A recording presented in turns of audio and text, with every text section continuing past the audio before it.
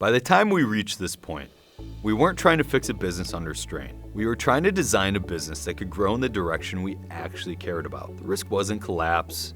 The risk was dilution. We had intellectual property that worked. We had proof and outcomes. What we didn't have was a way to let that thinking travel further than our personal involvement allowed, without flattening it into something generic. That's what forced the next question. Instead of asking how to scale, we asked something more precise. What part of this work actually requires judgment in the first place? That question is uncomfortable because it exposes how much of what feels bespoke is actually repetition wearing the mask of expertise. When we examine the work closely, patterns emerged, not in outcomes, but in how decisions were framed, eliminated, and sequenced. Judgment wasn't being applied constantly. It was being applied sparingly at specific moments that carried disproportionate weight. Everything else orbited those moments. The problem was that we had bundled all of it together. Teaching, explaining, diagnosing, deciding, and executing all lived inside the same human interaction. That fusion felt natural because it's how professional services have always worked. But it also meant that judgment and delivery were inseparable. That had to change. The first separation was education. Not marketing, not surface level content. Education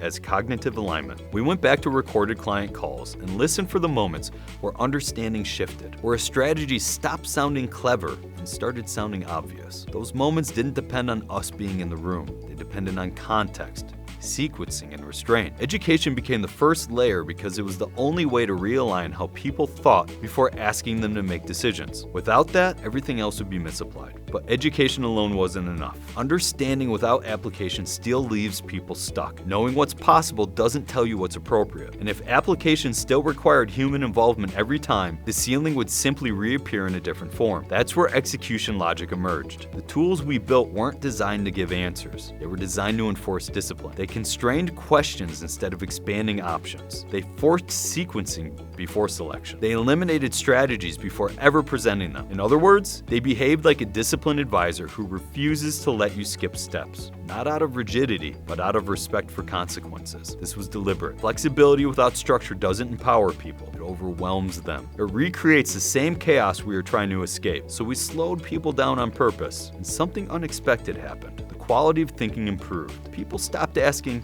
"What should I do?" and started asking, "Why does this apply here but not there?" The work shifted from tactics to assumptions. Still, one dependency remained. Questions didn't disappear, they changed. People wanted orientation, confirmation, clarity, not judgment, but reassurance that they were seeing the system correctly. That's where guidance became necessary. Not decisions, guidance. A way to help people navigate the system without escalating every uncertainty to a human. That's where the LLM layer emerged. Trained on our language, our frameworks, and how we actually reason through complexity. Its role wasn't to decide, it was to preserve context. Once that separation worked externally, it had to work internally as well. The same entanglement existed inside the firm. So the architecture extended inward, education as alignment, execution as shared process, guidance as institutional memory. At that point, the structure was clear. Education realigns thinking. Execution enforces discipline. Guidance preserves momentum. Together, they allow judgment to scale without being diluted. Episode 2 isn't about automation, it's about preservation. About designing a system that lets proprietary thinking travel further than the people who formed it, without flattening it into something it was never meant to be. In the next episode, I want to show what happened when this architecture became real, when we tried to make expertise portable without hollowing it out, and why that tension gave rise to Compound.